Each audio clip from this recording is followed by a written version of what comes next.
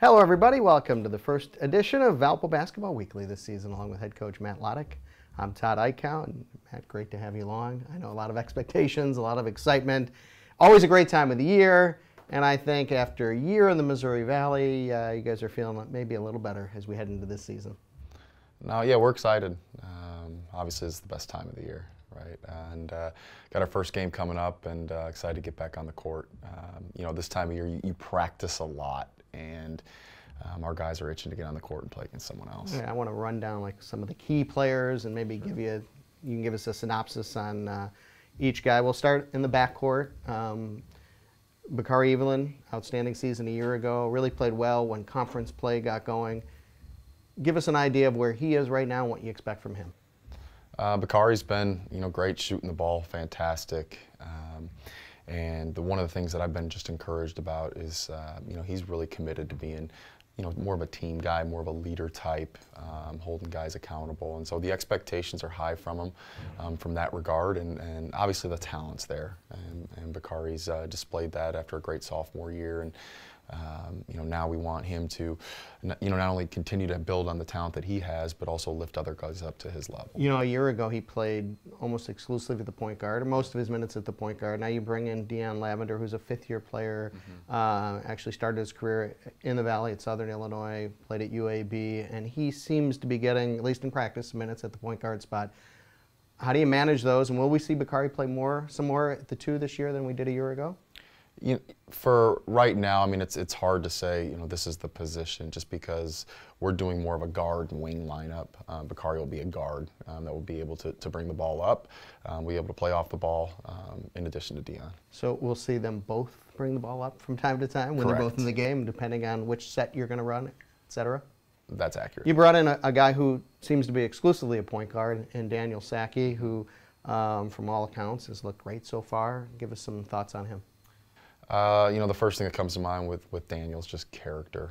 He's got, high-level athleticism, high-level motor, and high-level character. And, his ability just to be tough, all about the team, explosive, it really changes the game as soon as he comes in. And, we're looking forward to just his presence on the court this year. Not many freshmen come in and demand big minutes. We don't know how many minutes Daniel Saeki's going to play, but one guy who figures to play pretty big minutes is Javon Freeman, who, from all accounts, is a truly special freshman. You don't use that term that often, but he's going to come in and play right away, right?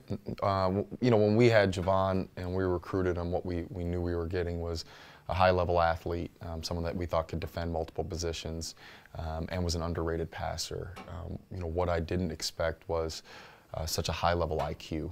And for much of practice, I look at him and think, wow, he looks like a junior or senior out here with just kind of his understanding of what we're trying to do in the game. So we expect big things from him, and he should play a ton of minutes. Okay, those are two new players that are coming in. Another new player coming in is Ryan Fizikis. Yeah. He is far from a freshman. He's a true veteran player. Right. What do you expect out of him? Just shot making, and Ryan can make shots at a high level. And I think he's excited about being a guy that's going to get a lot of open looks. The kind of the guys that you've described are all great passers, great decision makers, and have a unique ability just to get in the lane. And Ryan can do all those things, but he's going to be one of those guys that's fortunate enough to be kicking out to and hitting threes. He's actually a very underrated post player too. There'll be opportunities for us to post him as well. All right, how about Marcus Golder, who played so well throughout maybe the last 6 weeks of the season last year? Hopefully some carryover effect into this year for him, right? Yeah, Marcus has been the unquestioned leader by example. No one's been in the gym more. No one's worked harder this summer. I think he's ready to take a next step, and we've been really proud of the steps that Marcus has taken. Let's look at the bigs that you have. You got the three actually bigs coming back. Malik McMillan played mostly the 4 a year ago. It sounds like he's going to play some 5 this year, and Jay Soroy maybe not on 100% to start the season. Might give Malik an opportunity to play more minutes early on, right? Yeah, I mean, Jay Jay had a great offseason, and he came into to practice in fantastic shape. The one thing that we noticed was, that there were times last year where if he played 4 or 5 minutes in an extended period, he would get very fatigued quickly. That's no longer the case. Obviously, he turned his ankle a little bit, so not going to be full go to start the year, but we expect him to come back and be a huge part of what we do. Malik, and just kind of the way basketball's transitioning, and I know we're not the NBA level, but you watch great teams like Villanova or even Loyola from a year ago, having guys at the 5 position that can step out and play on the perimeter. You look at Villanova, for instance. I mean, their 5 shot 50% almost from 3. Loyola would come off the bench last year with Andre Jackson, who scored 14 points as a small ball 5, and we're going to use Malik a little bit like that. He's athletic enough and big enough and strong enough to guard bigger players, but skilled enough to get on the perimeter and play some face-up 5. And then we can't not talk about Derek, who continues to be a mismatch on the block. He is scoring at a very high rate in practice, and that's always a weapon we can utilize. All right, so a lot will depend maybe on matchups. Like some game Malik could play 20 minutes at the 5. Other games Derek could play 20 minutes at the 5. A lot will depend on matchups, how things are going, how they're playing maybe earlier, what lineups are working. A lot of so each game could look completely different. Well, we do want to establish some roles out there, and so have guys just feel more comfortable in what the expectations are for them.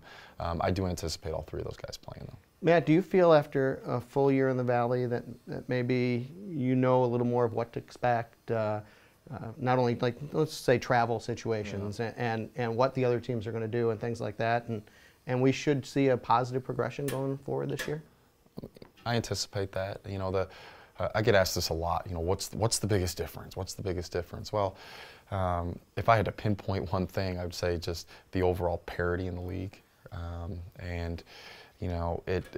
There were just games, and not to be disrespectful, but games in the Horizon League where I thought if we're going to win the game.